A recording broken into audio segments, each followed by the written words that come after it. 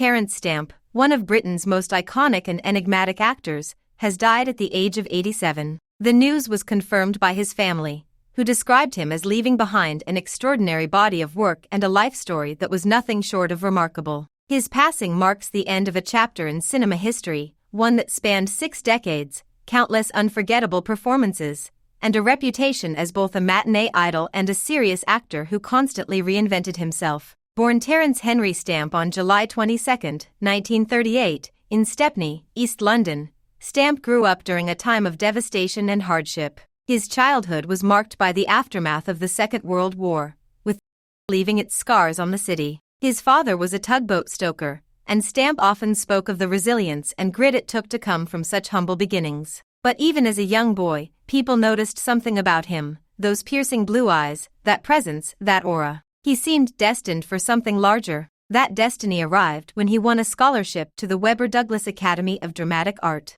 For a working-class kid from East London, this was an almost impossible dream, but Stamp was determined. He quickly became one of the most promising young talents in the British theatre scene, and in 1962, he made a film debut that would catapult him into stardom. His role in Billy Budd not only earned him an Academy Award nomination for Best Supporting Actor but also a Golden Globe as the industry's most promising newcomer. Practically overnight, Terence Stamp went from obscurity to being hailed as the next big thing in cinema. The 1960s cemented his reputation. He starred in The Collector, playing a deeply disturbing role that showed his range and earned him the Best Actor award at Cannes in 1965. He followed this with memorable turns in Far From the Madding Crowd, opposite Julie Christie, and Poor Cow, which captured the grit of working-class London. He was as much a part of the swinging 60s as the Beatles or Carnaby Street. His friendships with Michael Caine and his romances with Jean Shrimpton and Julie Christie kept him in the gossip columns as often as the movie reviews.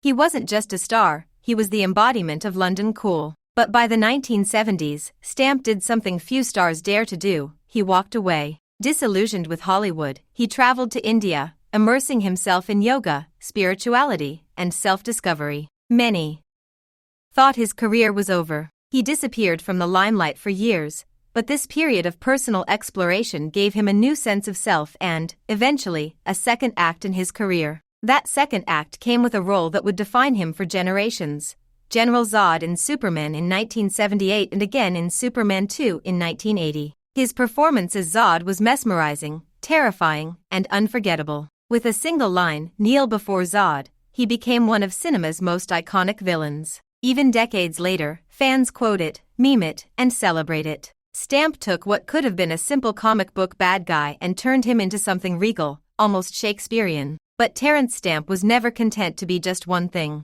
In the 1990s, he stunned audiences again by taking on the role of Bernadette, a transgender woman, in The Adventures of Priscilla, Queen of the Desert. The role was daring, the subject matter groundbreaking, and Stamp brought such humanity and depth to the character that he earned BAFTA and Golden Globe nominations. At a time when such roles were rare for mainstream films, Stamp showed that he was unafraid to challenge perceptions, both of himself and of the industry. The rest of his career was a tapestry of fascinating choices. He appeared in Oliver Stone's Wall Street, in the cult classic The Limey directed by Steven Soderbergh, in Star Wars, Episode 1, The Phantom Menace as Chancellor Valorum, and even in comedies like Yes Man opposite Jim Carrey. He voiced Superman's father, Jor-El, in the hit TV series Smallville, adding a poetic symmetry to his history with the Superman franchise. His final film role came in Edgar Wright's stylish thriller Last Night in Soho in 2021, proving that even in his 80s,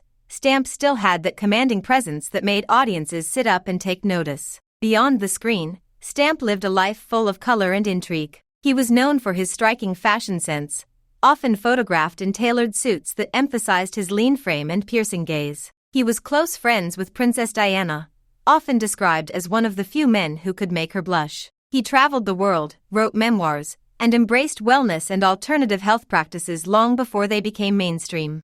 Tributes have poured in from across the film industry and beyond. Director Edgar Wright called him a true original, a man whose talent and charisma lit up every frame he was in. Actor Lou Diamond Phillips described him as the definition of presence. He walked into a room and everything shifted. And countless fans online are remembering the lines, the roles, and the unforgettable stare that made him one of a kind. What made Terence Stamp so unique was his refusal to be boxed in. He could be a 1960s heartthrob, a Shakespearean villain, a queer cinema icon, a sci-fi statesman, and still have time to reinvent himself as a spiritual wanderer. He lived many lives, both on and off the screen, and each one added another layer to his legend. At 87, he leaves behind a career that shaped modern cinema, influenced generations of actors, and left us with moments we'll never forget. From the haunting performance of Billy Budd to the pop culture dominance of General Zod, to the heart and soul of Bernadette in Priscilla, Queen of the Desert, Terence Stamp was not just an actor, he was a force. As the world mourns his loss, one thing is clear,